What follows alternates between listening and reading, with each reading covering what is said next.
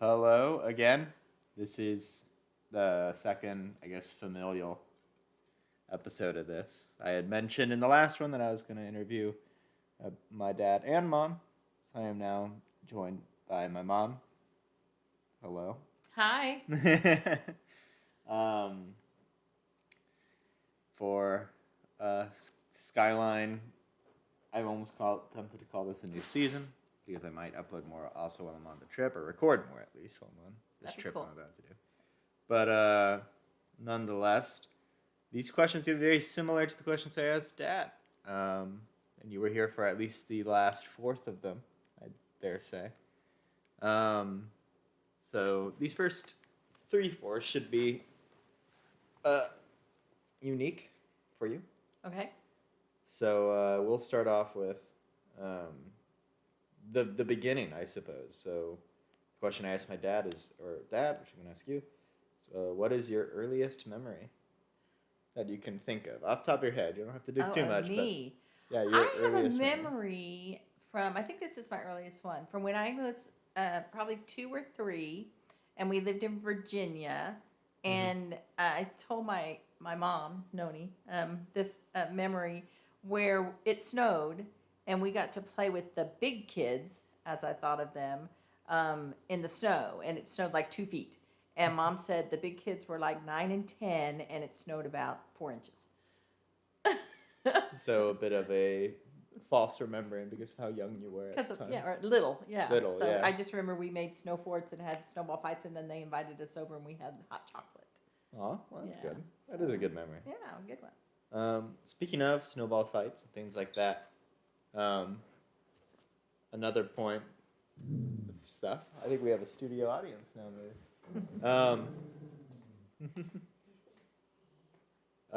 So the follow-up question to that then would be,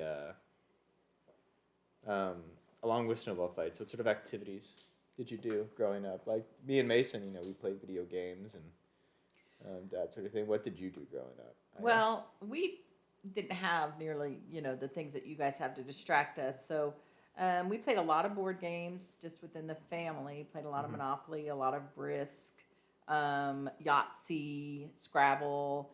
Um, when I was older and living in Virginia the second time, we had a lot of neighborhood kids that we played with all the time. And we would go out in the woods and did Star Trek in the woods, and we did played house teacher, rode our bikes. We played kickball every night, like in our front yard, because we had a big flat front yard. Yeah. We used to uh, put up jumps and play horse show. This was Aunt Jean's favorite, Mm-hmm. where we would like gallop like we were like riding a Riding a horse and horse. jump over the jumps, and we would create awards and ribbons and all these things to give out. That's funny. Yeah, I mean it was. And as I pointed out, that kind of different from today, where today, I think I don't know, I think kids do still go out. Like when I was really little, I definitely went out a lot. But In Texas, you guys definitely played but outside a lot. the carryover to high school and college is different because I feel like you probably did a lot of the same. Probably not the horse race stuff in high school, but like going outside and hanging out No, there. not really in high school. I think high school is still very similar to what you guys experience today. Just sort of going out in town and Yeah, I mean, just, I mean, with our friends, we did things like, go to parties, go to football games. yeah. We used to cruise the strip between the McDonald's and the Sonic and, things like that. But, Yeah. so that, in that way, it's similar, still similar. All right. The next sort of section I have is growing up, you had a lot of siblings and a big family. Did you live close to your extended family too, or like I guess what was the general growing up with the family? Like, did you visit family a lot? Did you? We didn't grow up around any family because with Pop being in the Military. Marine Yeah. Corps, we just moved around.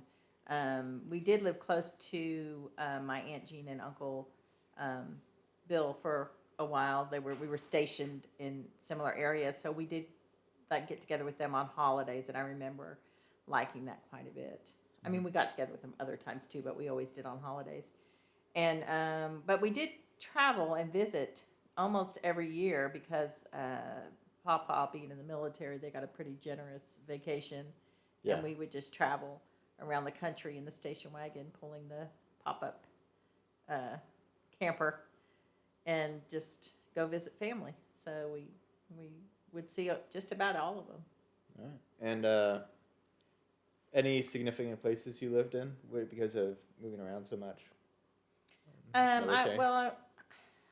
I really remember. I could give you the list of where I lived. Do you know the list of where I lived? I don't really. Growing up. Okay, so I was born in Maryland, and then we moved to Virginia, and then we moved to California, then we moved back to Virginia, then we moved to South Carolina, then we moved back to Virginia, and then Papa retired, and we moved to Arkansas.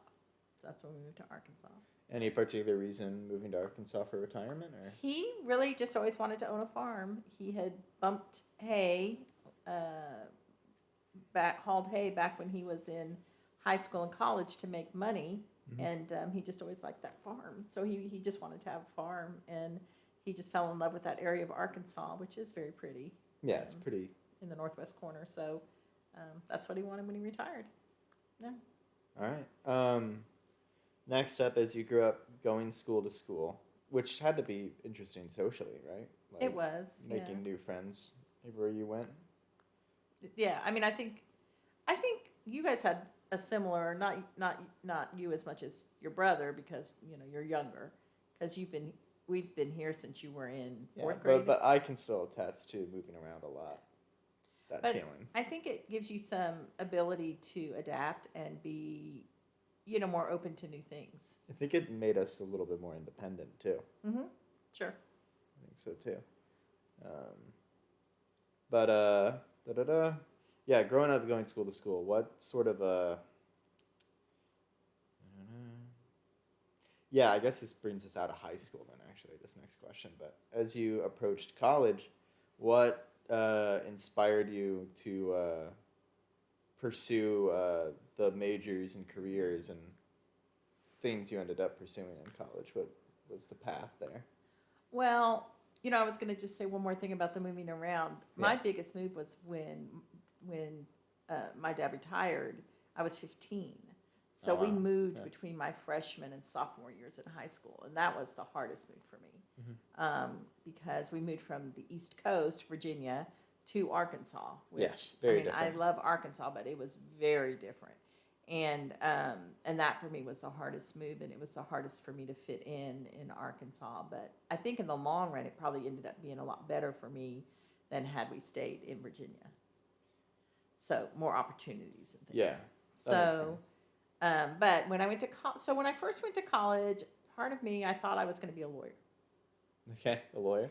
Yeah, for whatever reason, I just thought law school would be a good thing for me. And so I started college, University of Arkansas, go Hogs, as a economics major in the Arts and Sciences College. Because I was thinking, maybe corporate law or, something in that neighborhood. Yeah.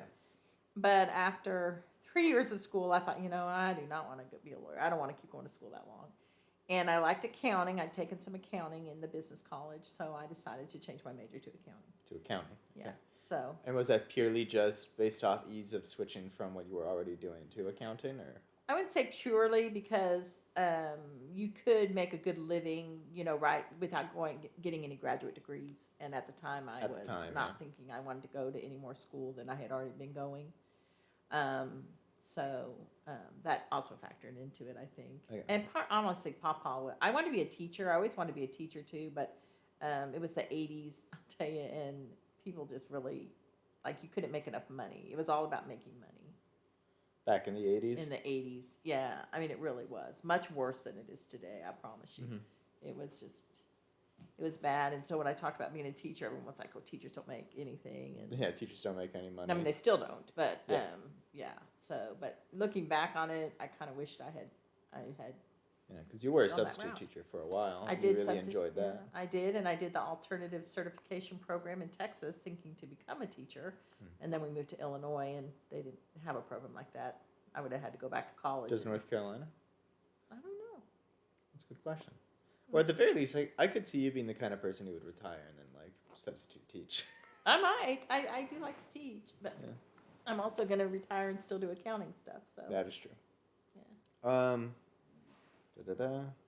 What about extracurriculars? What sort of things did you do from like high school, college? Like what were the extracurriculars that grabbed your attention? Well, in high school, I did choir. I was always in the choir. I was the president of the French club. I did, they had a thing called teen involvement where you went to the junior highs and just talked about different topics with the kids there. I did student council a couple of years. I think there were some other, those are the main, I always did the musical. Of course, that was being part of the choir, Part of but the every choir, year we yeah. did a musical. And that kept me pretty busy. From junior year on, I worked outside of high school. So I worked at McDonald's probably 15 to 20 hours a week on top of my Fair enough. school and everything. So then, before we get fully into talking about more about your college experiences and such, what sort of dreams or aspirations did you have growing up? Like, in high school and middle school, what sort of aspirations did you have for yourself? I guess lawyer is what I Well, mean, and school teacher. We used to play school quite a bit where, Yeah. one of us would be the teacher and everyone else would be the students. And then I also wanted to be a rock star. a rock star. Yeah. Well, not rock necessarily, but a singer of some kind that, A singer, famous celebrity kinda singer. thing. Like when you're a kid, you always think you're going to Yeah. be something, I want to be something famous. Mine was be on Broadway, or be a singer. That's right, Broadway. You always talk Yeah. about. Well, at the very least, with the teacher one, I think you pseudily achieved that childhood dream through your interactions with youth, and you definitely got to play with that part of living, I suppose. And I taught Sunday school for years and Taught years and Sunday years school and for did years, yeah. substitute teaching and my work with the youth is, yes. Yeah, I think you got to have that. And you sang plenty in churches and things like that. I still too, so sing. I You just still sing. don't sing in front of people usually. Yeah, that's true. You could always pick that up back up again, I suppose. And I've never done karaoke. Oh, wow. I know. I you can't should- even believe it. Yeah. I've never done karaoke. Well, you should do karaoke in your retirement and maybe join the church choir again. in your retirement. Maybe. We'll see. Isn't that like a thing older people do in church anyway? Older people, thanks. Yeah, they join the choir.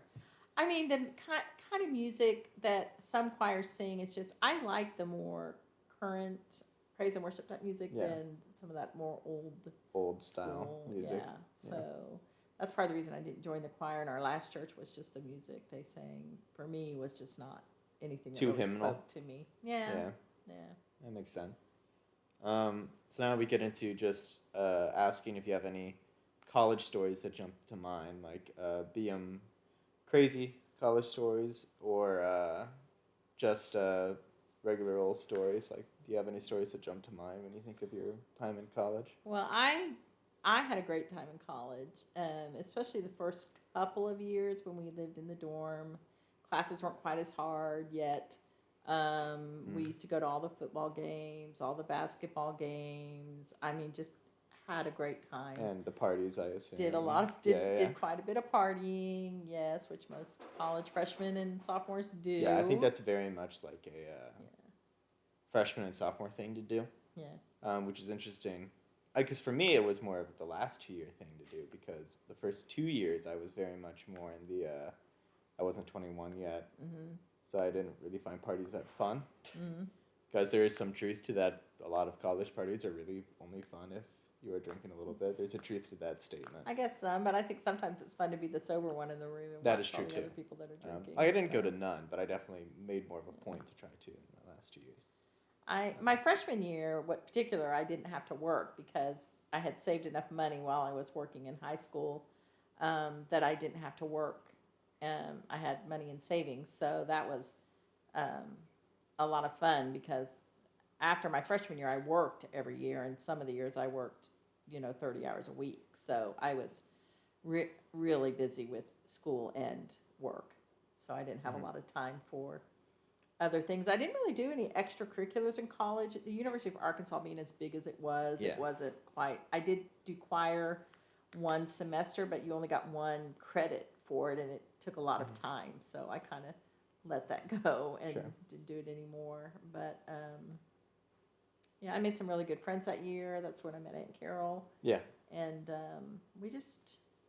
I think college is just a wonderful experience, unlike any that you'll have at any other time in your life. I think And, living in a dorm and that sort of thing is such a big deal. And I know some people that didn't get that really. Mhm. And I think that's sort of Yeah. wild. I mean, I was only 20 minutes from home at the University of Arkansas, but I still lived in the dorm my freshman and sophomore years. I did Mhm. not live at home and go to school. And then after that, I lived in apartments. Yeah. So, Um, so no particular individual stories, but it well, we definitely. have some fun things we used to do when we were freshmen. It just makes me smile because we had a group. We did silly things like they had this huge big staircase that went from our dorm down to the football stadium. Yeah. And we would this is probably not very politically correct, but at the time, like someone would yell out "Gestapo," and then we would all just like pound and step down all the stairs, like troops, like soldiers of some kind. Oh yeah. Or if we were walking in the hallway, someone might yell out "laser beams," and we would all have to jump over all the electrical outlets, or we would get fried with a laser beam. I mean, we just did a lot of silly stuff like I that. mean, it was just in our group, and it was just fun, Mm-hmm. to do stuff like that. I mean, there are definitely some embarrassing stories of when I overindulged at a party or something, and I do remember one time about tripping when I was going across the street, and my friend thought I was going to get killed, so that was fun. Falling in the middle of the street. Yeah. That's a very college thing to do. I don't think it's that embarrassing. Probably. Yeah. Also, like, I feel like there's a certain distance you can get. Like, I'm gonna ask questions about like my early childhood later, and I would not feel much embarrassment over anything I did in my early childhood. And I don't think you should for college either, because it's been long enough at this point. It's like it's be kind of hard to feel much embarrassment. Well, I was what was termed at the time like a goody goody in high school. Mm-hmm. So Which often leads to less goody behavior in Yeah. college. yeah. Yeah, I mean that is at least an anecdotal correlation. I don't know if there's a actual correlation. I mean, I definitely did things that Statistically. were, when I look back on them now, were like a little more dangerous than I probably should have done. No, you don't have to give examples. I suppose, won't. but you won't. Okay. But just things that weren't the best judgment. But I think at that age, you don't always have the best judgment. Yeah, for sure. Not anything horrible. I promise. No murders. Not or anything the anything. police would be looking for Okay. before anything. Cool. Well, speaking of things police might have been involved in, I don't know. Do you what historical events were you alive for that you have memories of that jumped to your head? I remember when Nixon resigned. I just remember a lot of the coverage on the TV, honestly, in more of kind of a ticked off way because they preempted programming, where they were having the Watergate hearings. Mm-hmm. And then I just remember when he resigned, we were on vacation and just thinking, wow, like I can't believe a president resigned. Just That's resigned, not yeah. Yeah, that's ever happened. I do remember the walking on the moon. Mom and Dad got us up in the middle of the night for that, to just witness the first steps on the moon. Yeah. I was too young to remember Kennedy. That I'm sure your dad probably mentioned. Yeah, Kennedy, he but remembers that. But. Yeah, I was only like 1.5. Any other events that jump to mind? Not even just growing up, but in your life so far, like historical events that stick with you. Well, I mean, 9/11, of course, was a huge one. I do remember, like, it just when things happen that are scary, like when Reagan got shot. President Reagan got shot. He didn't die, but he got shot. And I do remember watching, like, the coverage of that because they didn't know what was going to happen. I think anything that kind of knocks you out of your normal routine. Yeah, or just the way you think about things. I mean, like 9/11 changed the way we always were so insulated and safe over here. I mean, we'd been to war, but we not since the War of 1812 had we had the Civil War had we had like conflict on our shores. American soil. Yeah, and so shores, I mean, they bombed Pearl Harbor, but I Yeah. guess being Hawaii, maybe that just seemed not quite. I think mainland United Yeah. States is how people phrase it, but I find that interesting because more than likely COVID and everything that's been happening here will be our generation sort of if we're asked this question in the future, we'll go, yeah, there was the pandemic that happened. It sort of switched things up, and I remember that very well. That kind of thing, Yeah, but you were too young to really remember much about 9/11. I don't remember a thing. Yeah, about because I mean, you 9/11. were 3. So Does yeah. Mason? I don't know, that might be a thing to. He probably does because he was going to. I remember how I found out was I was taking Mason out for the carpool. I don't know if you remember, we used to do the carpool in Texas. That's right. Yeah, And Sherry Lee came running up the sidewalk, Paige and Ainsley's mother, to tell me that someone had that a bomb had blown up. Yeah, because we didn't know anything that was going on. Yeah. At the World Trade Center. And so when I went in the house, and you were just little, you were there, of course, and put it on the TV and watched it, but not in the living room. You were in the living room watching some child show, and then I put it on the TV in the study just to kind of see what was going on. I also remember Hurricane Katrina in New Orleans. That had a big impact on me too, because that was just so devastating to see. Yeah. To see, what happened there. It's interesting how, people who, because I've only been alive for 20-some years, which is actually a pretty decent period of time, but, and this is not going to always, this podcast not, like I said to Dad, it's not going to just harp on, oh, you're older. But it's like the longer you are alive, the more sort of a history textbook you are, too. It's just you've been alive for different decades and eras and things like that. You were alive when the craze was to have perm hair or whatever, like very curly. Oh, I tried to perm my hair. That, yeah. And, my hair, like yours, is so thick that I did a spiral perm and it pulled it right out. It didn't work on me. My hair was too long and thick. But yes, perms were I remember the perms, yeah. The next one is more of a general question, general idea. Is growing up, of course, you had friends moving place to place. How do you sort of, how do you go about making friends? How do you advise doing that? And I guess, like I asked Dad, what's your line for when someone becomes a friend or that kind of thing? Just the general topic of friendship, I suppose. Well, I think in friendship, the important thing for me is just to really care about that person and really be interested in their life. And, so many people make friends because of what their friend can do for them. And I just think a friendship is just important, that you just really, you really do care about that person and want what's best for them, even if it's not necessarily what's the best thing for you in the moment. Yeah. I always made friends. I tell you, I'm more shy than people think I am. Like if I go into a room full of people and I don't know anyone, it's very hard for me to make myself talk to someone. Yeah. But I do usually. And I'll just, start a conversation, observe something in the room or something, and then make a comment, and hopefully you can start a conversation that way. When I was younger, I always just made friends because, first of all, being with my dad in the Marine Corps, there were a lot of other kids that were usually moving around too. So that made it easier, I think. And but then when I moved to Arkansas, I kind of came up against the whole, these people have lived here forever. They all went to kindergarten together in first grade, and like you guys did when we first moved here. And I still see that today on Facebook posts where they'll post pictures from like third, fourth grade, and like everyone's in there, and I'm like, yeah, I wasn't there. Yeah, weren't there. And that was a harder to break into that that group of people for that reason. It makes sense. Yeah.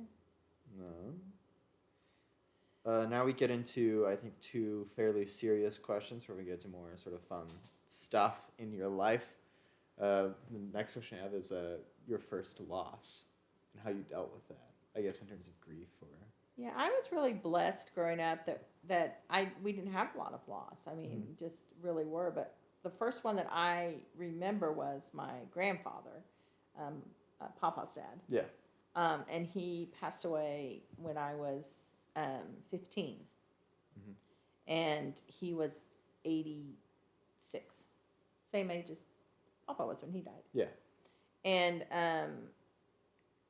And I remember we didn't get to go to the funeral because this thing we could talk about, but we had the chicken house in Arkansas, and we had to stay and like work the chicken house. So Papa and Noni could go up for the funeral. So I didn't actually go to my first funeral until I was in my 30s. Oh, wow. Because I was so just blessed and didn't have a lot of I don't remember anyone in high school dying. Like a lot of days now you have stories of that, especially mass shootings. And then you lost Cody so course. young, but you also before him had Aunt Sherry and remember Grand Dan. I wasn't Grand alive, Dan, but I was really young when Grand You were Dan really died. young. So, and I'd say too, I was probably. I mean, I definitely felt grief when Aunt Sherry died, but I think I was still just a little young to Yeah, you were really, still, really process that. yeah. In any But that was the first person funeral sense. you went to. Didn't you go to Aunt Cherry's funeral? I've been to a few funerals. I feel like I've No, been I to. know you did. Yeah, you did. I know you did. Because we went to Arkansas.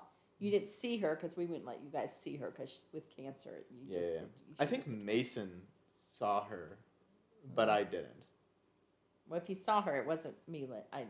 Cause when you- she was in the hospice. I think In Mason hospice? had seen her. I did not. I at least remember that. But should explain that your Aunt Sherry passed away from breast cancer yeah. when she was 47. Mm-hmm. Yeah. Well, I guess the follow up though, you didn't have a lot of loss growing up, but like when you did eventually have your first significant loss, like how did you deal with it? What were the things that you did to deal Well, with it or um, make with it, as some would say? I think the ones that hit me the hardest are the ones that have passed away from cancer. I mean, my grandfather and my grandmother both. I mean, they both lived good long lives. Yeah. And so there's a grief in that of missing a person, but not a grief of tragedy. Tragedy, yeah.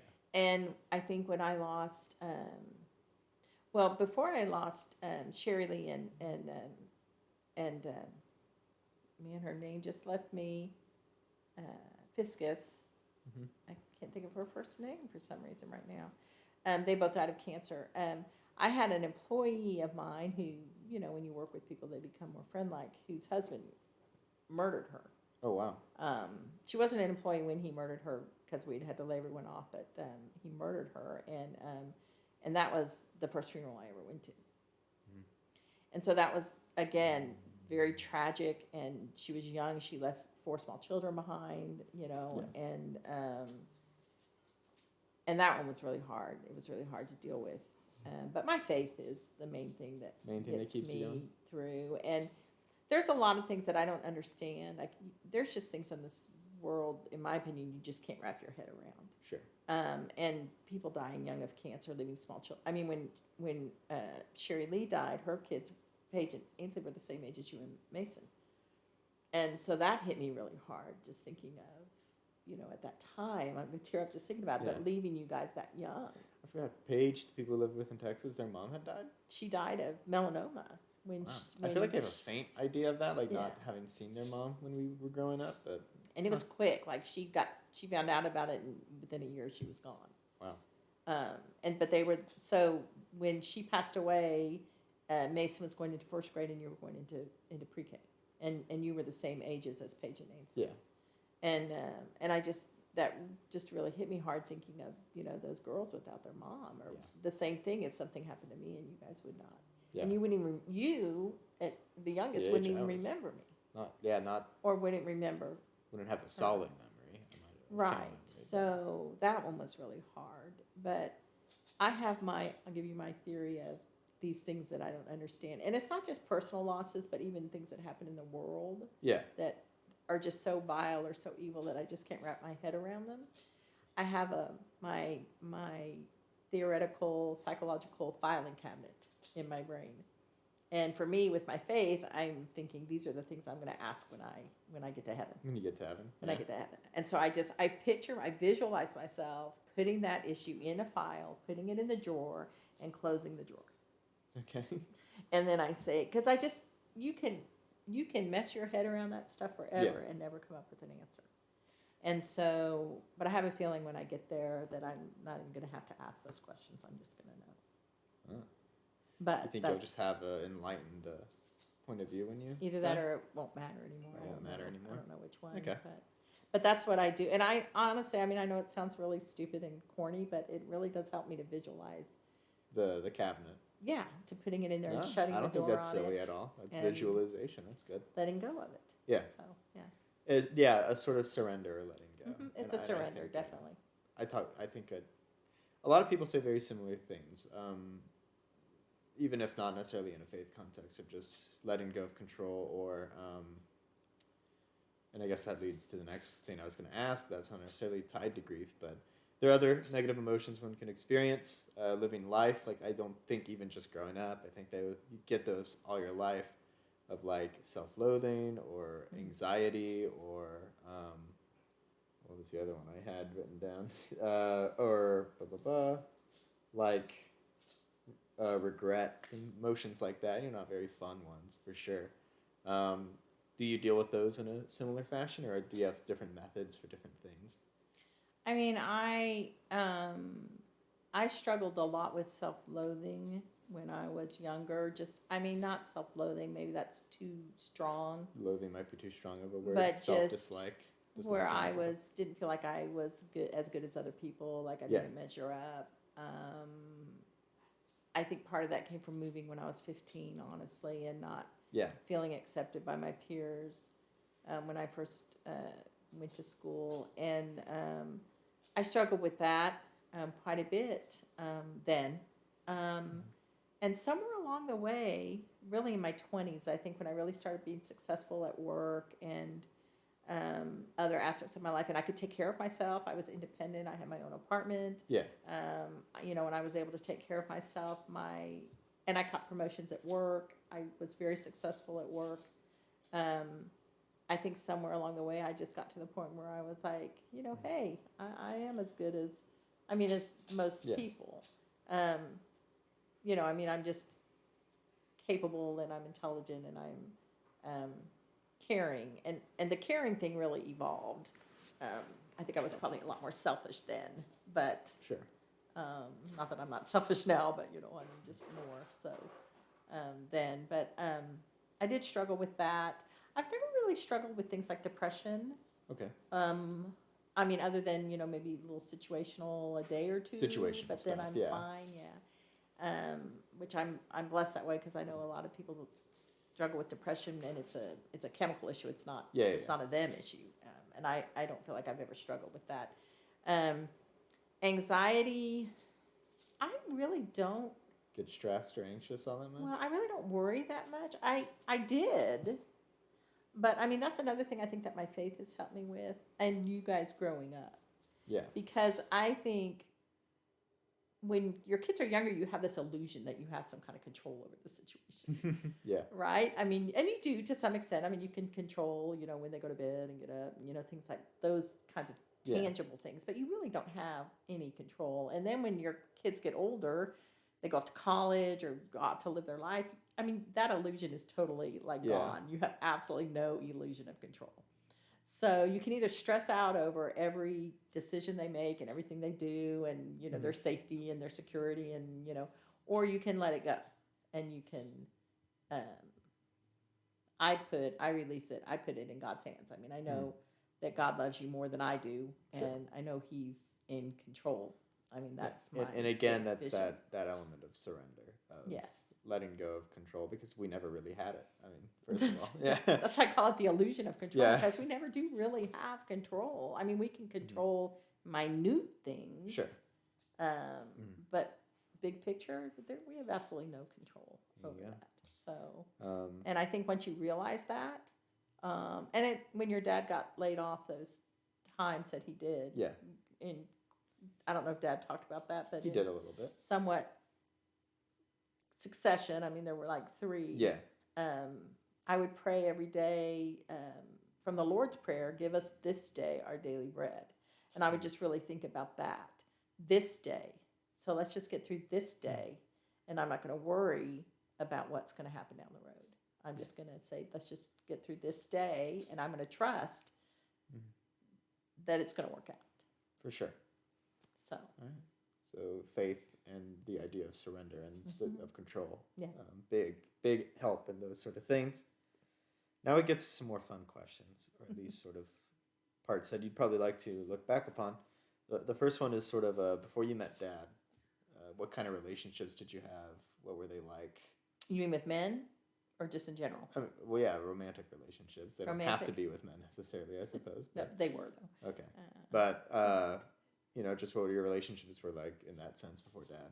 I dated, there were some guys that I dated for some extended periods of time. I remember a boyfriend I had in college. He was pretty serious, and we dated for about 2.5 years. Oh, Yeah, I thought I'd marry him, but I'm glad I didn't. And then, and there were another couple guys. I dated a guy in high school for about 6 months. Didn't really date a whole lot in high school till my senior year. Yeah. And then when I graduated from college, I didn't really date anyone for quite a while because I was so focused on my career. I mean, Yeah. I dated, but there was no like someone that I would consider I was in a Maybe. relationship Yeah, with or in a relationship with. Yeah. until about 3 years before I met Dad, and then I dated a guy for about 2.5 years then too, Wow. and we had actually just broken up when I met your dad. Yeah.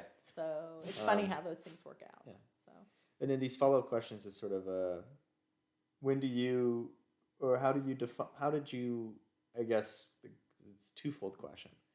To you, what are the indicators of a healthy relationship, and what are the indicators, or what were the indicators for you that no, this relationship's gonna end or it should end? well, I think a healthy relationship is one where you communicate, one where you, a big one for me and for your dad and I is, for me is that I really do trust him. Yeah. Even when like he got laid off, I mean, I never nagged him, like, did you send resumes out today? What are you doing? You're trying to find a job. I mean, I just trusted that he would do what was best for our family. And I just trusted that. And I think when you're in a relationship with someone that you can just innately trust to always do, I mean, not that he can't make a mistake, but to always try to do, what's best for you and for your family. I mean, I think that's important. I think in the relationships I had that ultimately didn't work out, that trust was lacking. Trust wasn't there. Yeah, and communication, and I think you just have to really like the person. I mean, the early rush of love ebbs and flows, but if you really like someone, if you can actually enjoy just not even romantically spending time with each other, but just like hanging out, having a conversation, going out to a meal, playing a game together. I think those things are important. I think you can tell that your dad and I actually do like spending time together. I mean, we've been married for 28 years. A lot of times these days it's enjoying a show together or just chatting about politics too sometimes. Yeah, or just current events, things that are going on in the world and, stuff like that. Yeah. Sure. So speaking of jealousy and not trusting someone and trying to change yourself to go with someone else's idea of what you should be. I think those are all real indicators. That's what happened with me with the guy I dated before your dad. I mean, what was he? If you don't mind, do you mind asking what he was trying to change your opinions on? Or? It wasn't my opinions. It's just that I wanted a relationship. I wanted a real relationship. I wanted a relationship that had the potential to have marriage and children and so forth. And he tried to convince me that I was, I don't know, just not realistic in my expectations. We'd been dating for 2.5 years. And I mean, gosh, I'm so glad that we did not get married. I mean, just so glad. And I don't think it would have worked anyway. But yeah.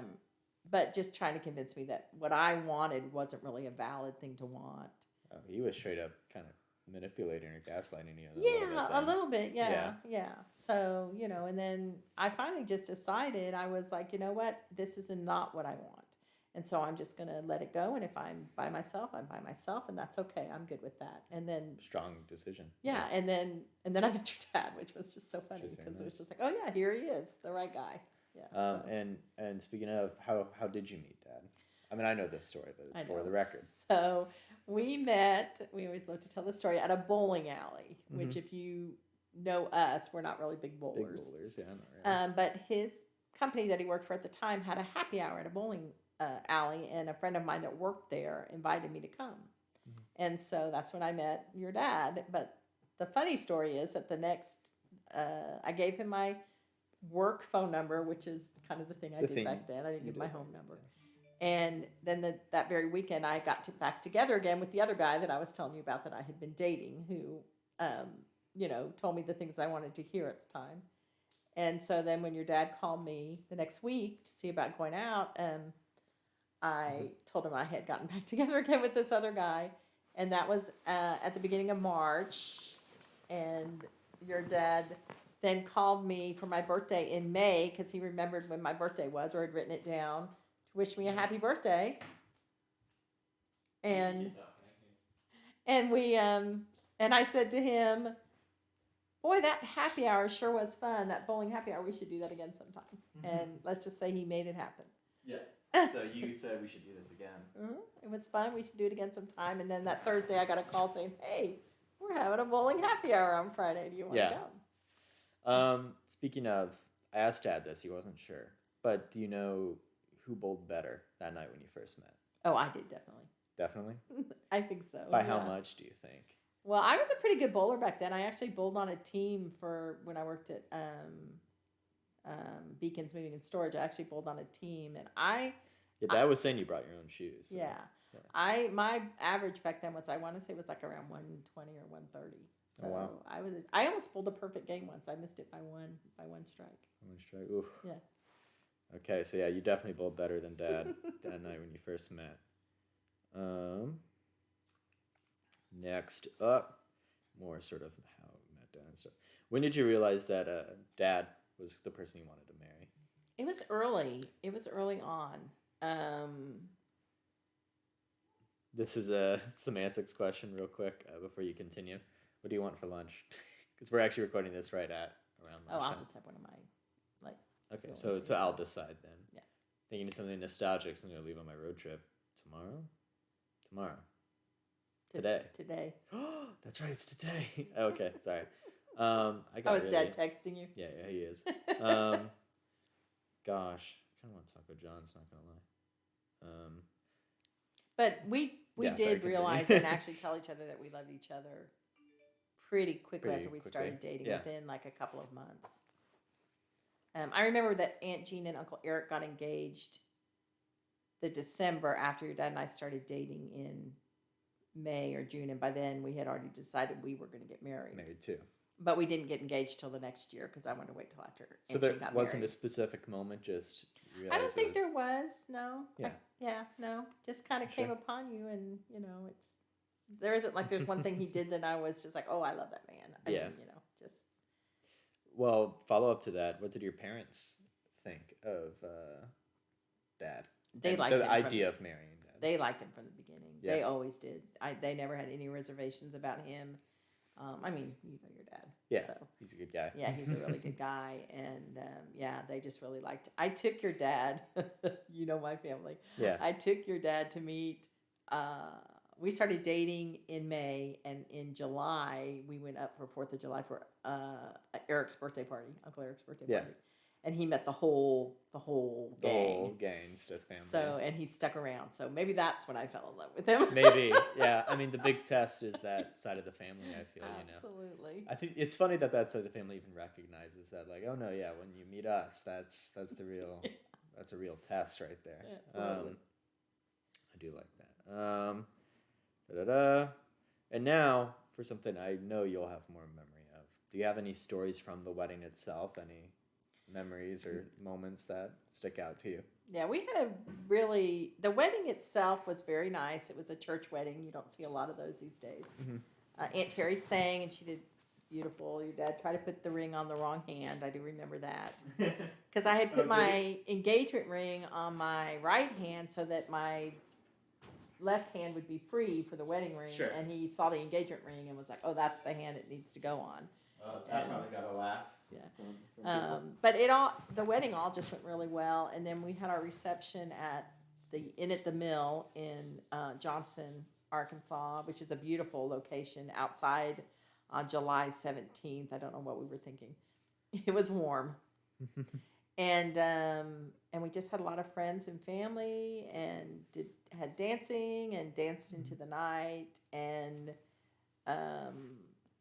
then I have some bad memories or not so good memories, like the fact that my sister, I won't say which one, Terry, went and decorated my suite, our suite, with shaving cream and silly string.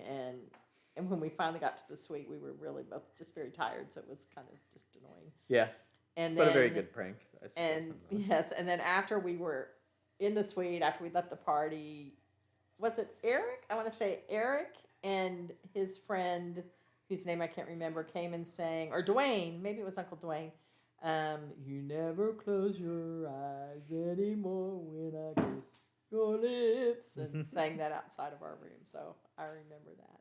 And then we got up the next morning and went out to Noni and Papa's, and Papa made waffles. Made waffles, the classic waffle So mornings. good. Yeah, Yeah, waffles. very good.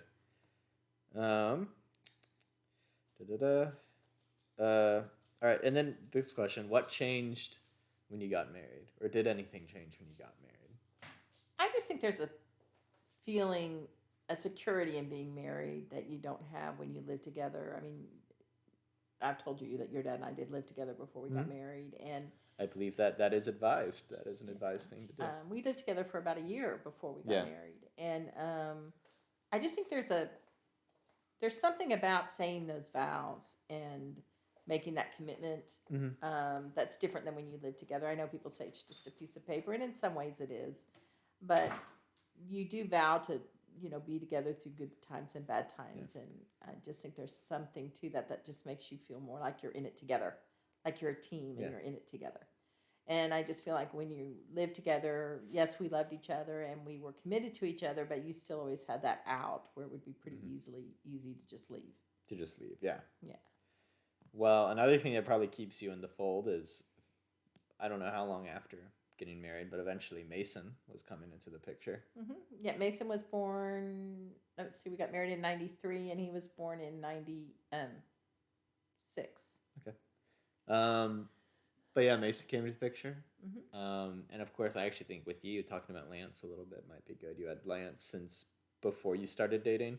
Got Lance when he was a puppy. Lancelot, he was our little miniature schnauzer. Yeah. Did the bad thing and bought him at a pet store before I knew any better. But he was a good dog. Yeah. And I had him, and he was not very disciplined, and your dad was real good at getting him into shape. Oh, yeah? Yeah. Good. Yeah, because he was a good dog by the time I came around. Very good dog. But Mason, of course, eventually came around. What was that like? Well, I guess the general question is, what was pregnancy like? It was your first pregnancy. And did it meet expectations? It did. I didn't have too rough of a pregnancy. I didn't have like the morning sickness and stuff that a lot of people have. I was lucky. That was the only period in my life that I didn't work. I mean, we had just moved to Springfield. I hadn't gotten a job yet. And I was getting ready we'd moved to Springfield for your dad's work. And then I found out I was pregnant. And so rather than go to work for someone for, 7 months or whatever, and then quit, because we had decided years ago that if we could afford it, that one of us would stay home with the kids, whichever one of us was not making as much. And when we got married, I made more than your dad did financially. But he, with this promotion he had gotten, he made to where he was making quite a bit more. And so, but that was for that 6-7 months, I did not work. So that was really the only, I made a lot of jigsaw puzzles and, did things like that. But I liked being pregnant. Just the whole thing of this life that's growing inside of you. It's hard to explain, but when the baby would move, when Mason would move, when you would move, and you would feel that. I mean, it's just such a miracle. Yeah. I liked being pregnant. I mean, I didn't like what it did to my body. Yeah. But I liked being pregnant. I liked that thought, that whole concept of growing a human being inside of you. That crazy idea, yeah. Sort of seems alien, yeah. Literally, right? Like the movie Aliens and the growing inside of you seems kind of odd. Yeah. But, and then of course Mason was born. He did have some issues because he was immediately taken to like have surgery done when he was born, right? Like he had surgery when he was 2 days old. Yeah. When he was born, they took him to another hospital in Springfield because the one where he was born did not have a level. They took him to the level 4 NICU and neonatal intensive care unit. And because he had a tracheoesophageal fistula, which means his esophagus was not fully formed. Sure. And so he couldn't eat. And so they did surgery when he was 2 days old, which was not successful. And so they had to disconnect the esophagus. They tried to take each part of the esophagus and sew it together. And it tore apart. It was too taut. Oh, wow. And it tore apart. And so then when he was 10 days old, they did surgery again. I don't know how much of this dad told you. And they talked about it a little bit.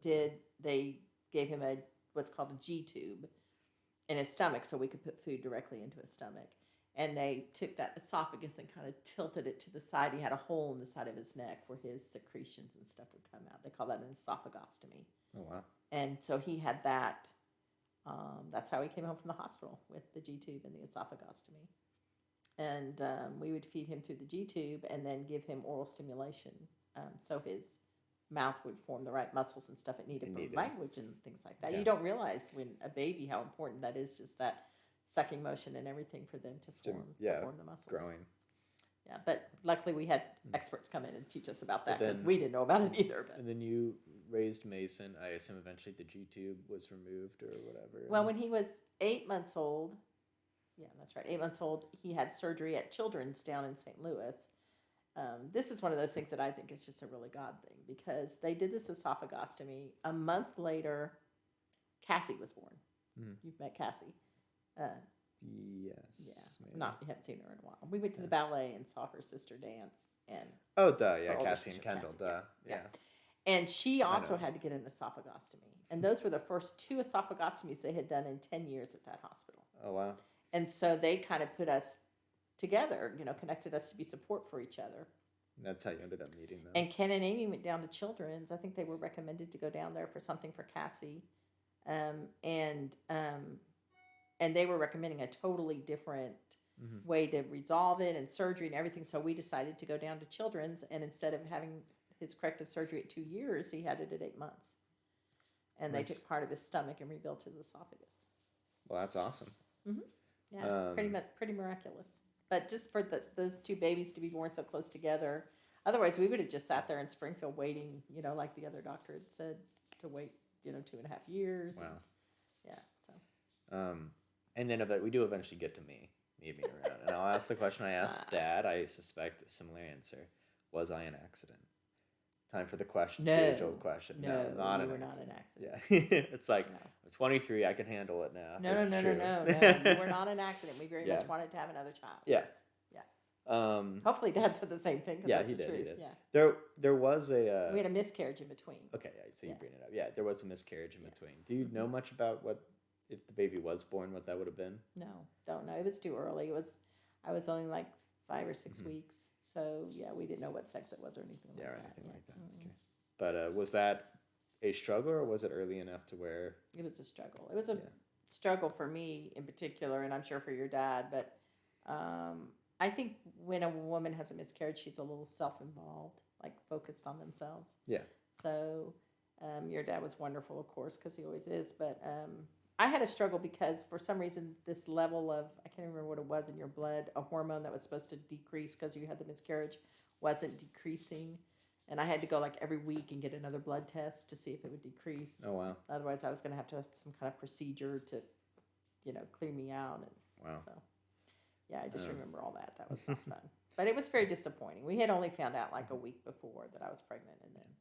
Now, I don't know if there's a difference, but was I any different in your belly than Mason, or was there any unique feeling? I carried you longer.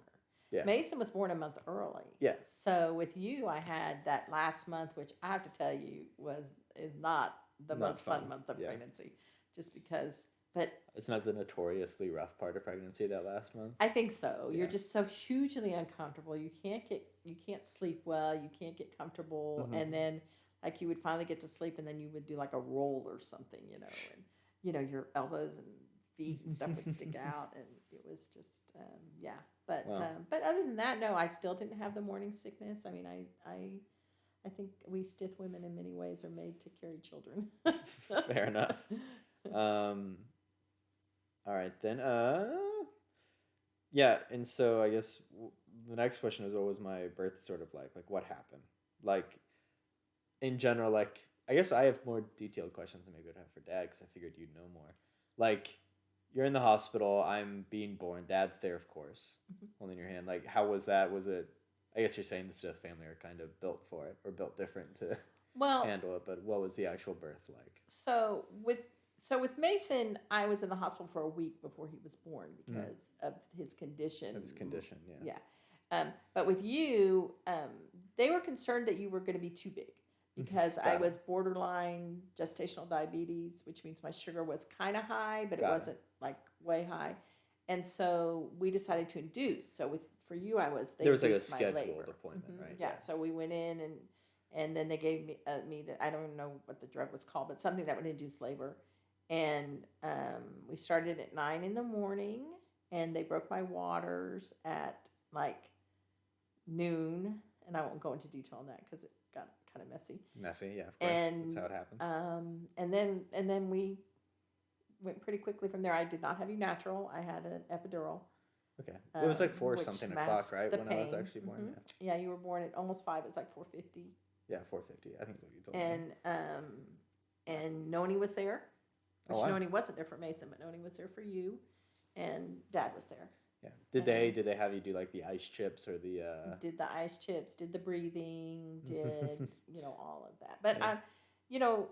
it just went pretty quickly. I mean, some women. I mean, you think about it. They started inducing me at 9, and I had you at 4:50. Yeah. So I mean, you hear of women days of labor and so forth. So I mean, that's what I talk about when I say we just were just made for having babies. Different, I mean, built different sort of thing. I know Aunt Betty's third one, Drew, came in like 2 hours. So Oh wow. yeah, they barely made it to the hospital. But if I had a third one, who knows? some people say that having a kid is sort of a spiritual or very deep experience, like on par with like the greatest spiritual experiences you could have, I suppose, like having visions or whatever. Like people say pregnancy is kind of close to that. Did you have any sort of like not like just was it a spiritual moment? Do you feel was it a Well, I don't think there's any greater miracle on a personal level than creating life. Yeah. I mean, not that you create. I mean, I guess you do in a way, but and just when you're born and seeing, it's sort of that illusion of control again, isn't it? Like there's sort of that. Kind of Yeah. is. But seeing, your children that are half you and half, the person that you love, and you've created this human being that God has entrusted to you to take care of and protect and raise. And I mean, I heard you talk to your dad about this yesterday, but there really is, you can't even describe, the fact that when this little person is born, your whole world goes from you to, I would do anything for this child. For this kid, yeah. Yeah. And I'm told that when you have grandkids, and my mom described it to me this way. It's like, just imagine that this person that you love so much has a child. And I was just like, oh my gosh. Yeah. Like, wow. That'd be hard to decipher. But a follow-up to that, or another question, would be like right after. I know they do all sorts of things right after a kid is born, right? Like of course I was circumcised, right? Pretty close You after were. that. Yeah. That is such an interesting thing that we do in our culture. I don't think we even questioned it then. Yeah, It back wasn't then, something yeah. you questioned. That's a weird thing that our generation's gonna have to deal with. Is Yeah. there's sort of this question of do you not? Because I think back then it was just a thing you did, but nowadays there's all these like, it's definitely an optional procedure. Well, and I that think brings all sorts of especially for questions. us, having seen all the stuff that Mason went through, I mean, good gosh, he had surgery at 2 days and at 10 Yeah. days, and how he quickly recovered from. I mean, he had surgery at 10 days and came home at 3 weeks. Yeah. So I mean, that's just crazy. So like 11 days after he had major surgery, they sent him home with us. I mean, that to me That's wild. Yeah. Yeah. And but just seeing how quickly, and thinking that it probably is less traumatizing to have that when you're a baby and you don't really remember We it. think. I don't know. I don't guess know you what don't a child psychologist had to say about that. But they did ask you. It wasn't like they said we're going to do this. They asked you if you wanted them to. So we just. But probably not. And your dad was pretty adamant that it would be good for you to be circumcised. Yeah. So. I feel like there is a bias there, because when I think about it too, I'm kind of like, I wouldn't want my kids probably to be uncircumcised. But then again, I go, is that bias? Is that I've lived my whole life this way? Yeah. They should too. But if you decide to do it later, it's apparently much more painful. To do, Yes. like as an adult, Yes, it is. Yeah. So that is interesting for sure. And I left that to dads because having never been a man. yeah, sure. I mean, it was kind of like left it to him. whatever you think. Yeah. But then they, of course, they wrap me in a blanket. They keep me in the thing for a while. Anything eventful in that first few moments of the hospital, or was it very smooth sailing? We were just so excited that your birth was very normal. Yeah. Like you were born, and then they brought the bassinet into the room. We got to have you in the room with us, and Yeah. stuff, whereas with Mason, they whisked him away Yeah, to they another did whisk him hospital. away, So yeah. I mean, the contrast between the two, I think, Was for different. us was just so. It was just. It Yeah. was just such a blessing. I mean, it was just so wonderful just to have it. And I went home like the next day. I mean, like it was. Yeah. You know. That was, of course, I probably cried a lot when I was born, right? I don't Most remember babies the do. crying, but I'm sure you did. Yeah. Did they do the spanking? Do they do the I spanking? don't remember anymore? them spanking you. I don't think they do that anymore. Or is that a thing they ever did? They surely I think did that. they right? did back, but now I think they do more things like suctioning out of secretions and stuff like that to get the baby to breathing in, Breathing in. instead of. Is that why they did? I think When it's less of a spank too, it was more of a slap on the back. Yeah, right? I think it was just to jolt the baby into like breathing and stuff. But I Breathing, mean, They have different procedures for that Yeah, now, probably, than the hitting a one you baby. made, Yeah. I gotta feel that's some leftover from like probably. modern medicine sort of But thing. no, They're you did just not like, get oh, it's a that. thing you do. That was one trauma you did not experience. Yeah. Welcome to the world. Yeah, right? Welcome to the world. They smack your back, cut off a piece of your genitalia, and they throw you into the world. That's what they do here in America, at least. When you put it into that context, it is sort of like a welcome to the world. I think I know the answer to this, but I was not breastfed, was I? You were breastfed. I was breastfed? Yes, Okay. you were. A lot of people do formula these days. I No, feel. you were breastfed for a couple of years. And honestly, that in the middle of the night breastfeeding that we did was the last one I gave up because I just loved that time, just you and I in the middle of the night, no one else is up. And I would I don't want to embarrass, but I would breastfeed No, it's not you. embarrassing. And, I was a little kid. and then you would go back to sleep. Sure. And just that time, the two of us, it took me a while to give up that. Yeah. Because even the getting up in the middle of the night, I didn't mind because I'd like It was having time that with your kid. you. Yeah, of and I knew course. you were going to be our last one. We did. Because you guys decided to only have two, right? Well, after we had two, your dad was a little overwhelmed. I probably would have had three, but he was pretty clear that he really thought two was enough. A good amount. You replaced yourselves in the gene pool, right? Well, and just said it was that if we had three, we'd be outnumbered. True. Yeah, it's tactical too. And so, and I don't believe in like coercing or talking someone into having a child if they don't want to. Exactly. So, Yeah. Both people should be really enthusiastic Yes. about it. I think that's right. Now, I think this is about when you walked in on the last interview, but what was your first impression of me? I mean, like as if I was walking in for a job for the first time. What was your first impression of me as baby? Oh, I was gonna say, okay. Growing up. So, But in that spirit of like you see someone for the first time, what's your first impression? Because they're important, first impressions. yeah, I mean, obviously, the experience of you as a baby was different than what I had experienced with Mason because you didn't have any of the medical issues that he had. Yeah. So to me, you were a breeze. I mean, I heard your dad say about you being Troublemaker or whatever. stubborn or whatever. Yeah. And you did have a bit of a mischievousness to you. Yeah, climbing on the Especially TV. as you got more mobile. Mm-hmm. But I don't remember you being, I mean, I just remember you being a delightful child. Fair enough. We had our issues. The pacifier thing was. That's right. I was held on to my pacifier for a very long time, right? I'd hide them. Yeah, we finally took it away. So we tried to wean. Here's what we were told to do, and I don't know how this goes today. Sure.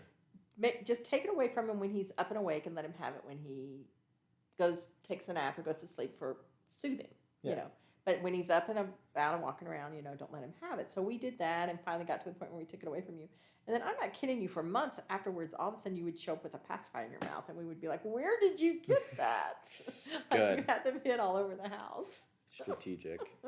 Freud would have a field day with that, probably.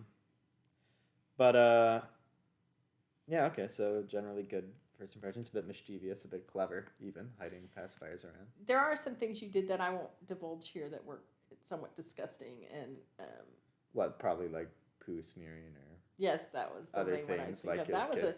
Like I said, I can't really be embarrassed for something I did when I was 2 or 3. And this is really a testament to your intelligence, is that you apparently did not like having poop in your diaper. And so you would take your clothes off and take the diaper off and like smear it. I don't know why you could just take the diaper off but you were a baby. I couldn't ask you. My And, logic like, was probably not very sound. Smear it on Yeah. the wall. So I had a lot of A young cleaning up artist of that is kind of really stuff what to it do. was. Yes. Yeah. was until trying I to finally would express take myself. a safety pin and put it below the zipper on your onesie, which probably wasn't the safest thing. If you popped that thing open, you would have Yeah, but poked your finger. But it did keep you from being able to unzip your yeah, onesie. So that for sure. was definitely a lifesaver for me. Yeah. So definitely, And the other thing you did, just to keep in this gross theme that we're sure. going on, is whenever you had the least bit of drainage, like from a cold or something, you would throw up all over me. So I had a lot of that. So yeah, you owe me. For sure. Yeah. Hard baby stuff for sure. Oh, absolutely. But it's Um, just you would have a cold coming in on it, and I'd be like, oh no, let me get the towels out. so speaking of that, what did you have any parenting struggles with me or Mason in general? Like, or Well, what do you think were the hardest things as a parent, especially at that young age? Because well, older, it's just doesn't get easier necessarily, but you definitely have less yeah. tasks. I mean, I had struggles, because, and I think I probably overreacted with you not talking. You didn't talk. Hmm. Hard to believe now, but when Yeah. you were 3, you literally had like 5 words. And so I had a friend of mine at the time, Corinne, and she had a son that was autistic. Sure. And she kept telling me, she said, well, I kind of see some autistic tendencies in Matt. I mean, he likes to line his toys up. I mean, there were different things. He doesn't make eye contact like what 3-year-old does. But anyway, just things like that. And so Yeah. I decided to get you tested. And the main reason was because if you were in the spectrum or whatever, I wanted to be able to start The processes that would therapies and make stuff that would help you be, high functioning. Yes. Yes. So Yeah. so we took you and we had you tested. You had an EEG. You had an MRI. I'll tell you a story about that in a minute. You had blood work. Everything was Yeah. normal.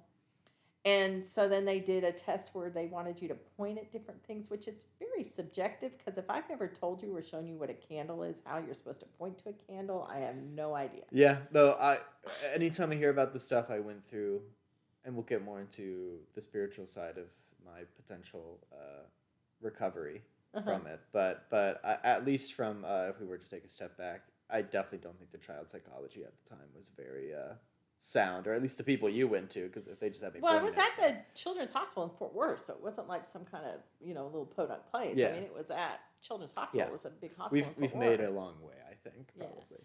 But well, they asked me things like, "Does he dress himself in the morning?" And I would be like, "Well, not really, but that's just because we're usually in a hurry, and if I wait for him to dress himself, it just takes a lot longer. So I just throw the clothes on him and we go, just things like that." But anyway, so they did diagnose you at that time as a slow learner, borderline MR, which mental retardation. Yeah. And but what that did was that got you into the children's. In Texas, they have a program, or they did have a program called the Preschool Program for Children with Disabilities. Yes, I do remember being in that. Yeah, I think. so we put you in that. You were, and there were other kids in there that some had autism, some had Down syndrome, some there were just different kids that had different struggles. And by the time you left that program, you were helping the teachers with all the other kids, and you were talking up a blue streak. Once you stopped talking, you did not stop. A blue streak, isn't that normally cursing? Was I just? Well, no, you weren't cursing. I guess just... I think of it as you talked a lot. Yeah, talked like a lot. Once you started talking, you talked a lot. And I was just taking my time. I was observing things, Yeah, but I mean, you can understand. I probably should have been more patient, but having a friend that was telling me, well, I see this, and then, so I mean, hindsight maybe. Yeah. But I mean, I don't think it hurts you. But it's weird to say that even to this day, I have. I don't want to say more than most people, but I have a compassion for people with who are neurodivergent or have mental disabilities or things like that. Challenges, yeah. And of course, there's definitely a spectrum of like ones that hurt general performance to those that don't as much. Like depression, it stinks, but it's not to the same executive processing, or it's different. But because especially growing up in like a rural area, a lot of people do not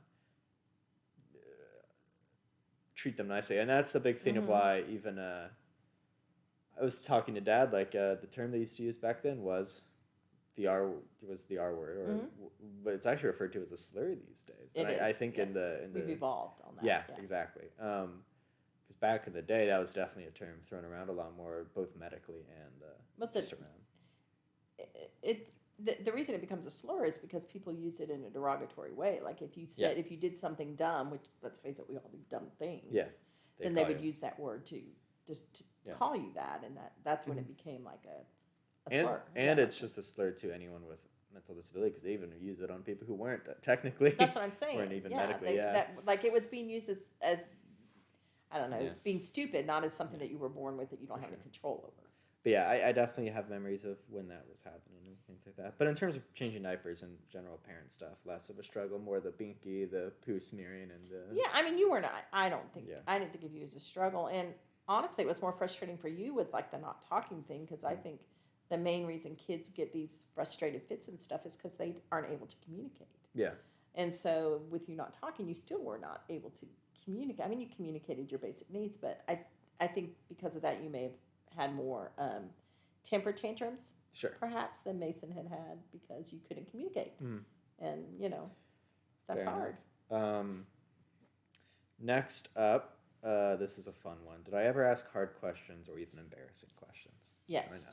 Do you have any examples you want to share? I'm trying to think of some. You asked hard. So our favorite time to talk, and I had this that your dad didn't have. Yeah. Was when we would go pick your brother up from school. Because you would have to sit in the car line and wait. I remember that. You'd give me gum. I remember that at one point. In we just do different things, yeah. And you would. But that's when you would ask me, your questions. And you asked a lot of the typical questions, that kids ask. Why is the sky blue? That kind of a thing. Yeah. Why do animals do this? You were very fascinated with animals for a while. Oh, yeah, you wanted to be a zookeeper? Sure. I did. I wanted to be a zookeeper for a long time. Yeah. I wanted to work with animals for a very long time. And do you remember Weasel Hero? I do. Of course I do. Yeah. Still, one day... I wish I'd had a camera then, because, oh my gosh, the sound effects you did when you would tell your Weasel Hero stories were just amazing. What a brilliant idea. Basically just talking animals, as every children's story is, that I was coming up with in my own head.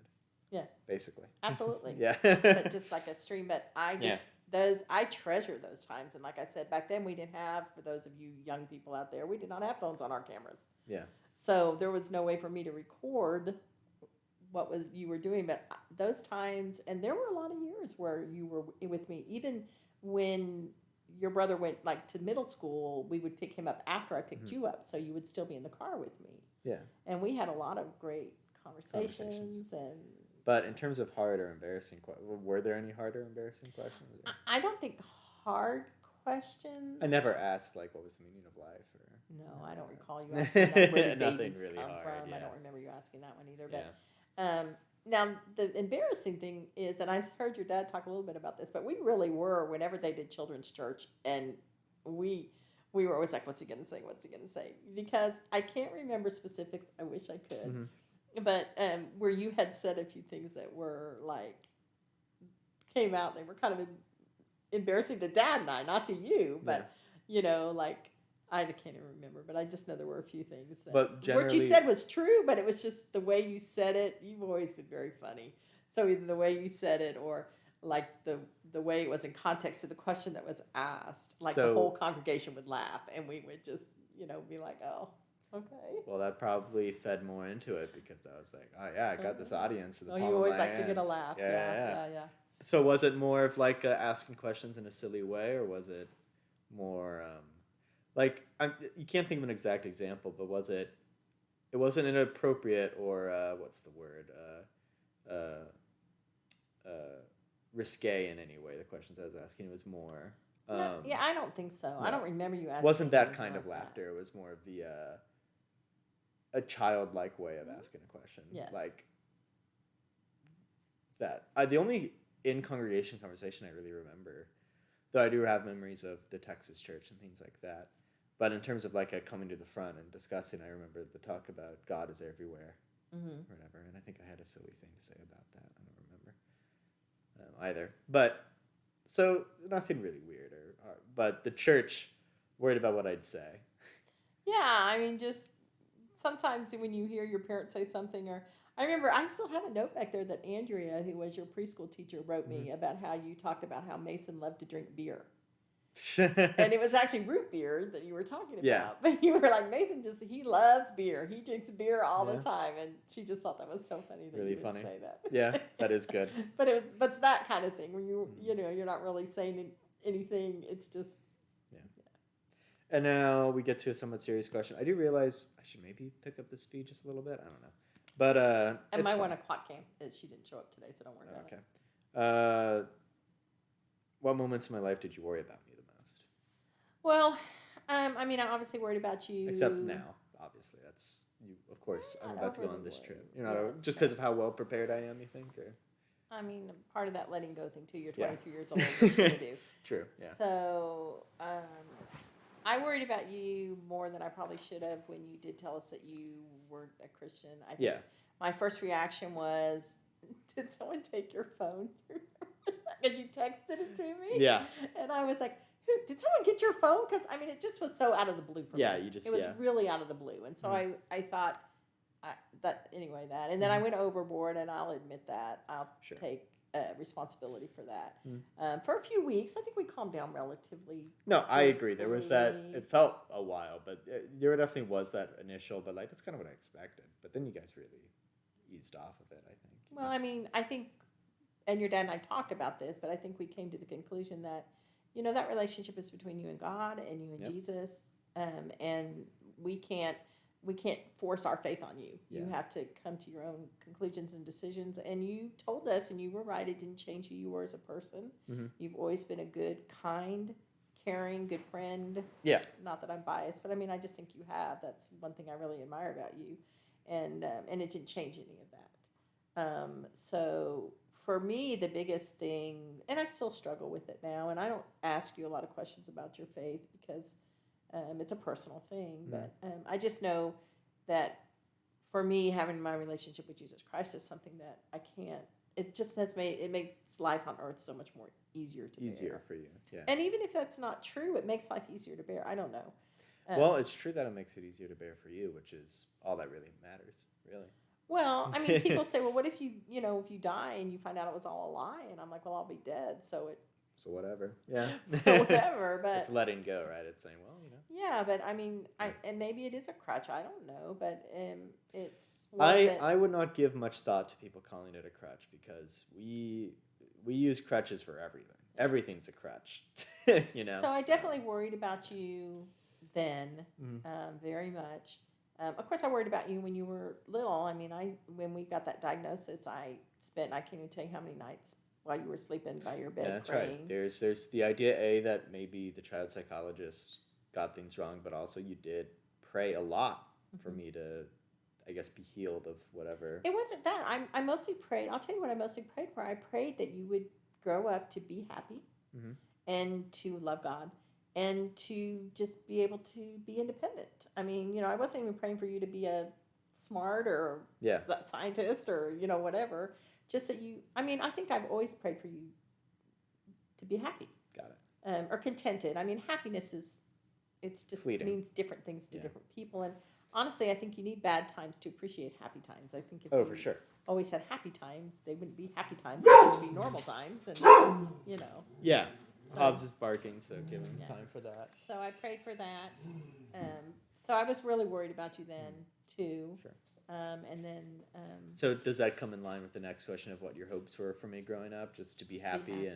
And love God and have a relationship with Jesus Christ, but be happy and be content. Be what I will content say what your is choices are. and what I will say is I am definitely closer to the Christian side of things now than I was back then. I consider myself very unorthodox though, like definitely not the Orthodox church views at all. Well, the denominations. I always tell myself I'm like a mix of Christian and Buddhist at this point in terms of my views on the world. I feel like organized religion has really let, not just you, but us down. I mean, it's just let people down within the last 10, 15, 20 years. I mean, your dad and I have left the church that we loved that church. When we moved to Marion, loved that church. And this is we've left it. A video I've wanted to make for a while, like a video essay style thing, but also just a topic in general I'm interested in is like, I think modern spirituality is it used to be whatever you grew up, you went to church because maybe you couldn't read the Bible or didn't have access to research or knowledge on the Bible. Well, it's also where you had people that you got together with, you had your community. But in this modern age we live in with technology and we're connected to everything, I feel like spirituality is going to turn more Protestant in the sense of a personal relationship with the divine. Like, you're going to have people who have views that are combinations of this and that. And I feel like the idea of uh, spiritual community being homogeneous is sort of leaving as the modern world comes into the forefront, because people are going to be pulling from all sorts of different things. And I think it's to be more natural in that sense. Like more, Okay. yeah, but yeah, for sure. That makes sense, your boy. I'm not as worried about you. I didn't really worry about you when you went away to college, just because having seen you in high school, I just knew that you would flourish in that environment, and you did. And I did, yeah. And I mean, I won't say I'm not worried about you at all right now. I mean, the trip, just as a mom, just you traveling Sure. around by yourself is, but I'm not gonna lose sleep over it. And then what your next step is. I mean, I think I'm more curious than worried at this point. Yeah. So Yeah. I mean, same here, honestly. Yeah. More curious and excited, because I know I'll keep moving forward. I'm not too worried about becoming very stagnant, but I'm more curious about where things will go. But yeah, I guess your hopes for me now, what would those be? I mean, I want you to find something that, I mean, I know your dad's as passionate about, and I agree with that, but I also think realistically in life, we can't always find that. Sure. So I really just want you to find something that makes you feel good at the end of the day, like you've accomplished something that you've, You can come home at the end of the day and say I had a productive or good day. well, or I did good for the world, Yeah. better than I did bad. Yeah. I honestly think you would do great. I know I said this, and I'm your mom, and you have to take that into consideration. I think you'd do great working for somewhere like a think tank or something where you just thought about, because I just like Yeah. the way your brain works. I Sure. really do, and I just think that, I think you'd be cool with that, like working for like a, I don't know, political. Yeah. I know politics is a dirty word right now, but we need good people Yeah. coming up with great ideas to stop politics from being a dirty word. So. Real quick, moving on, I guess, swiftly from that topic, though, because I want you to find a job where you can use your brain and Yeah. feel good about it. and feel what good you about do. it. Yeah. And in terms of job, that's really, I think, the bare minimum, right? Like finding a job that can titillate your brain a little bit, and keep you moving, And pay your bills. and pay your bills. Yeah.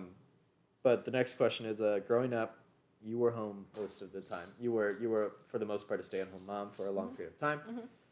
What did I annoy you with the most during that time when you were a stay-at-home mom? Well, when your brother was in school, when he got older and you were Yeah. a little bit older, you needed constant entertainment. Entertainment, yeah. And so that was a little rough on me sometimes when it was just you and me.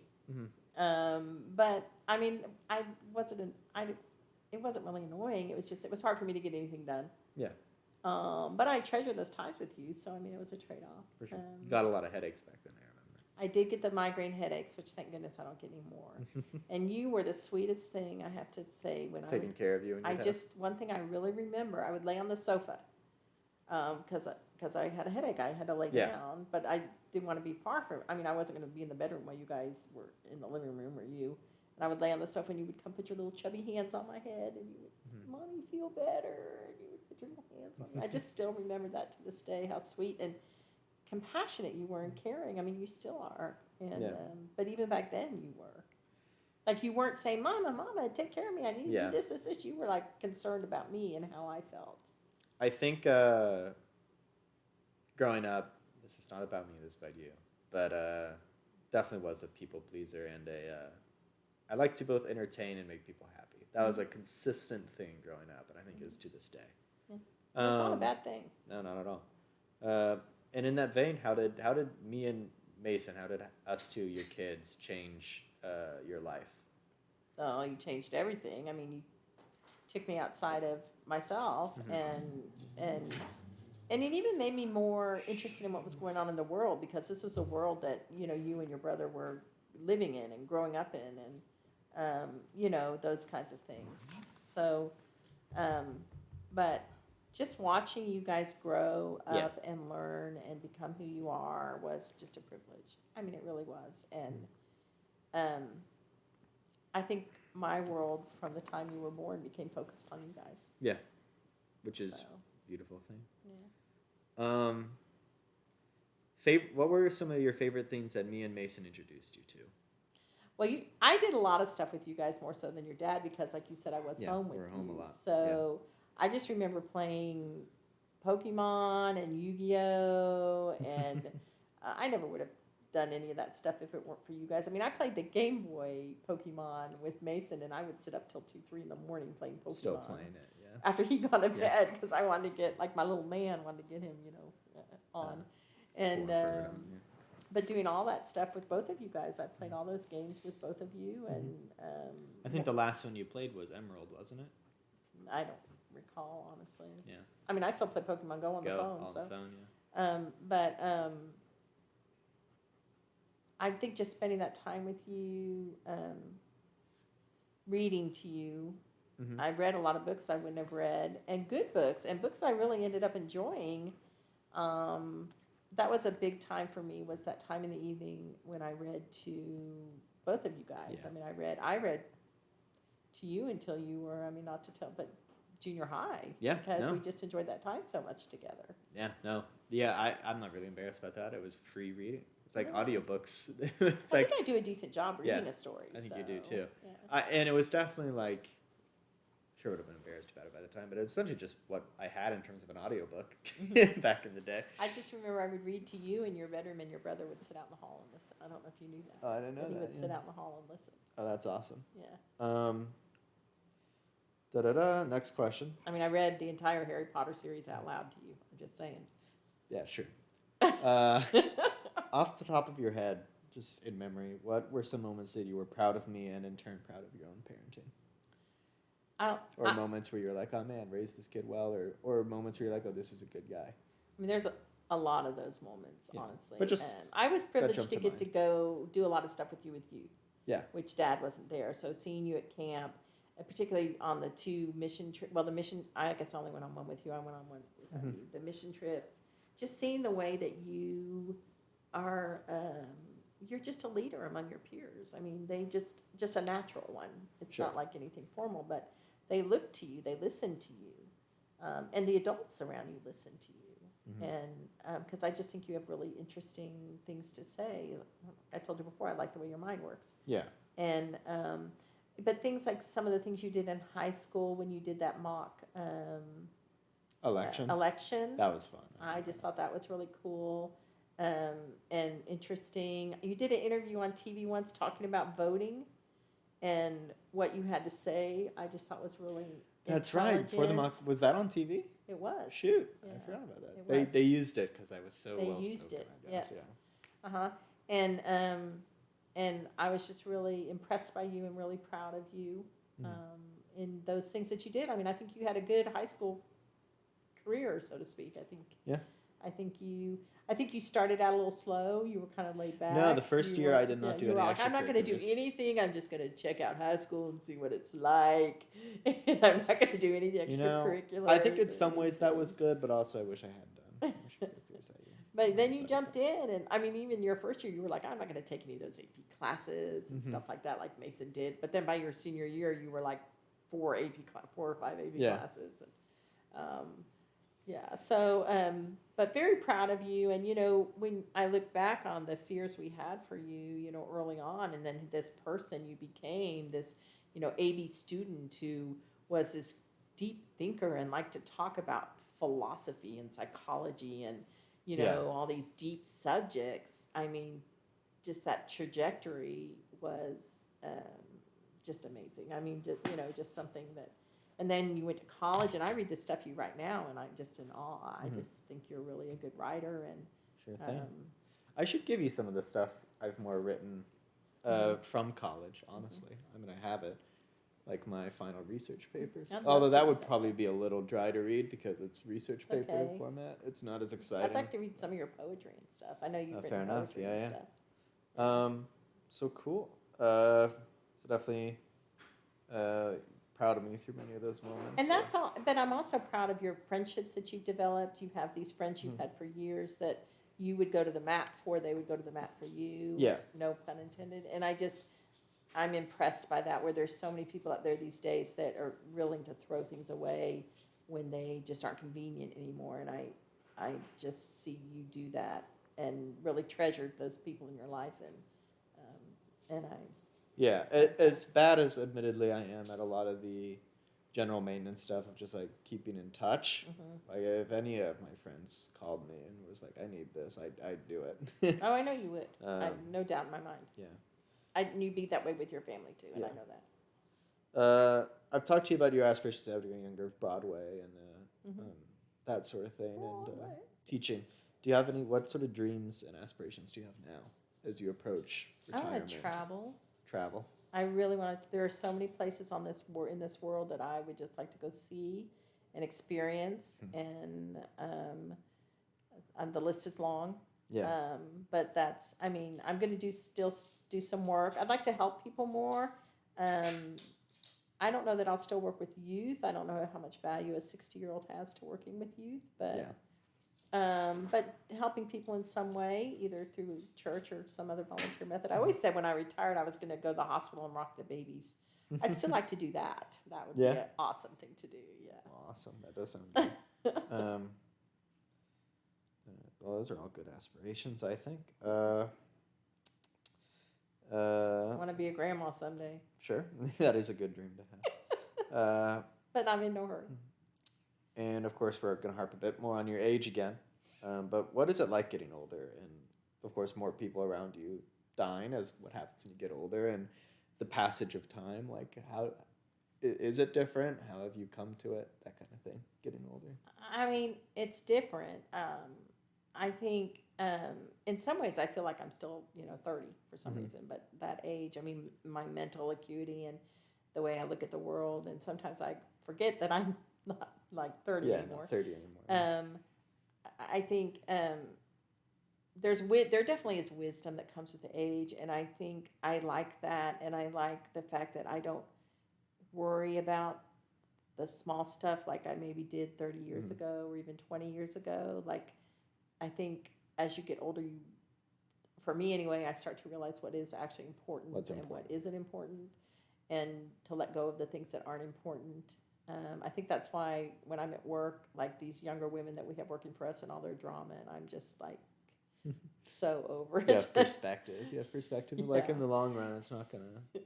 So I'm like, but I did do a thing, and I always tell couples that are getting married this: when your dad and I got married, my mantra has always been like, if I get mad about something, like your dad and I don't fight, not really, you know that. I mean, very rarely, and it's not that we don't get mad at each other or we don't do things that each other doesn't like, but for me, I always thought if I get mad about something, I'm just going to wait an hour. And when early on, I would actually like look at my watch and wait. And if I'm still mad about it, I'm going to say something. But at least by then I've calmed down and I can talk, more. But 99 times out of 100, I don't remember it an hour later. Yeah.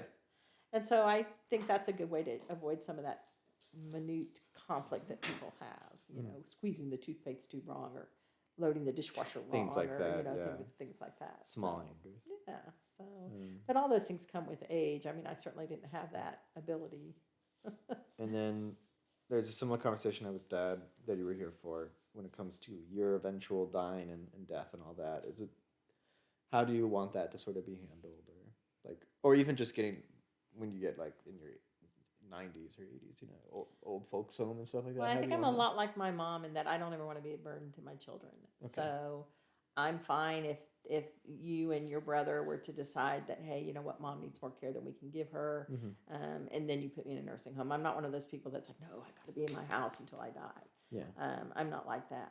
I don't agree with that. Now, find me a good one. Of course, yeah. That's going to take care of me well, but no, Find you a luxury one. Yeah, I don't want to be I don't want to be a burden. Yeah. I am a lot like your dad. I mean, I do want to be cremated. I don't see a lot of point in the cost or of being buried. And I would like some kind of celebration of life, just a remembrance of, but a celebration it would be. A celebration of life, yeah. Yeah.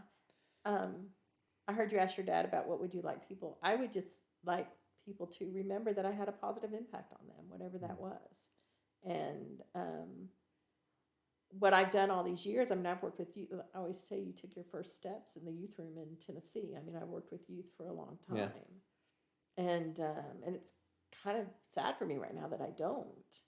But I do still have my mentoring relationships. Of there's a lot of There's a young lot women. of the girls that were in that youth program that still Yeah. keep up with you, and Yeah. you'll still keep up with them. And we get together for a meal or Yeah. for a talk or whatever occasionally. But I just would like, you don't see a lot of results of what you tried to do all those years. Yeah. For me, working with youth was just all about loving youth. Yeah. Which I do and I did. And your impact is greater than you probably even realize, especially in that. I think that's what we always hope, isn't it? For sure. That our impact is greater than we think it is. I mean, I think that's just true in general, because we as humans have a tendency to undervalue what we do, where we can be our own worst critic, right? When there are aspects that we couldn't even imagine that we probably helped in, we don't even realize it. So yeah, I mean, so I don't know if we ever realize that or ever fully get to find out the ripples, those the ripples, pond yeah, exactly. ripples, Yeah. Those might be, Big deal. So you definitely answered the "How do you want to be remembered?" question. You Yeah. are a very efficient interviewee. I think it's because you remember some of the questions. So. And I had the advantage over your dad of having Yeah. heard some of those questions. Haven't So heard I some have of the to, questions before, I huh? thought a little bit about what I might say on Yeah. those particular questions. For sure. So, So we get to some of the last ones, I guess. This has been a slightly quicker one than the last one. I think that might be just because you had preemptive knowledge of the questions. I don't know. But what would you say to someone listening to this, me years later, my children, grandchildren, or just anyone really? Like a piece of advice or encouragement, or just like, what would you say? Like years down the line, this is listened to again. What would you say to the person listening? that the more you do for other people, the better your life is. And that if your life is about that, it'll be a good life. The more we search for, my mother used to always say to me, once you stop chasing happiness, you'll find it. There's a thing about a butterfly and flying away. Real wisdom to that. Yeah. But there's so much truth in that. So once Yeah. you take the focus off yourself and focus on helping other people, being compassionate to other people, the happier it makes. The work I did with youth wasn't all about helping the youth. It made my life better and richer and fuller. For sure. Yeah. No, that makes sense. What are your hopes for me and Mason in the future? I want you to be happy. Yeah, I think That I should change that word. I want you to be content. Content.